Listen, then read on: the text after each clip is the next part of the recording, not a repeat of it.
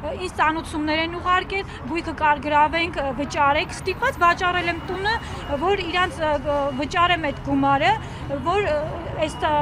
իմ հիպոթեկին կամ ինչ-որին վարկայինի վնաս չլինի։ Բանկի որևէ աշխատակցի հետ, որևէ ներկայացուցիչ հետ կապ հաստատել եք, խոսել եք, քննարկել եք ստեղծված իրավիճակը։ Ընթացքում, որ գործողություն են կատարել, խոսալուց եմ եղել բանկի տեխնիկական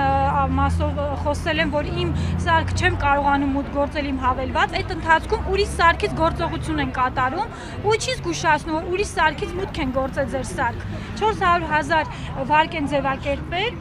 պլյուս դրան իմ հաշվին եղել է 9,800,000 դրամ գումար, դա էլ հետը տարել են։ Մեկ տարի արդեն ոչ մի պետական մարմին ուշադրություն չի դարձնում այս մարդկանց խոսքին։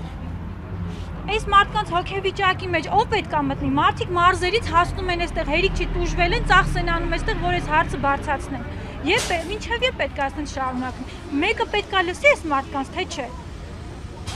Եվ հետո այս ինչ պրակտիկա է, այս ինչ անընդունելի մոտեցում է, մենք ինչպես չկասկածենք բանկերի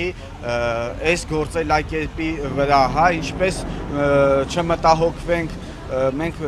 այո ունենք կասկածներ եւ շատ մտահոգիչ է, որ կարծում ենք, որ բանկերը ունեն շահագրգռվածություն վերոնշյալ բանկերը եւ ինչով է պայմանավորված մեր կասկածները, քանի որ մենք ունենք քաղաքացիներ, որոնց վարկային սահմանաչափը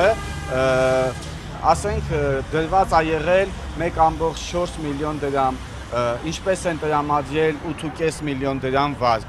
Եթե քաղաքացին ունի նման փաստաթուղթ, որ իր վարկունակությունը բանկը գնահատել է 1.4 միլիոն դրամ, ապա օնլայն կերպով եւ զեղծահարի միջնորդությամբ ինչպես է տրամադրվել 8.5 միլիոն դրամ։ Մենք ունենք քաղաքացիներ, ովքեր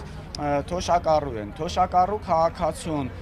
ինչ տրամաբանությամբ են տրամադրել 5 միլիոն դրամ վարկ,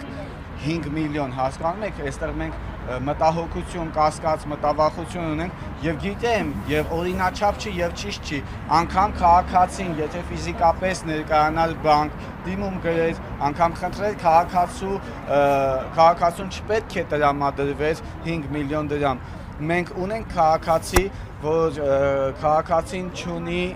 սեփականության իրավունք, որևէ սեփականություն չունի, ունի մինիմալից ավելի ցածր աշխատավարձ, ապա ինչպես է վերնշված բանկերի կողմից օնլայն կերպով եւ կիբերհանցագործների կամ զեղծահարների միջնորդությամբ նրան տրամադրվել 2 միլիոն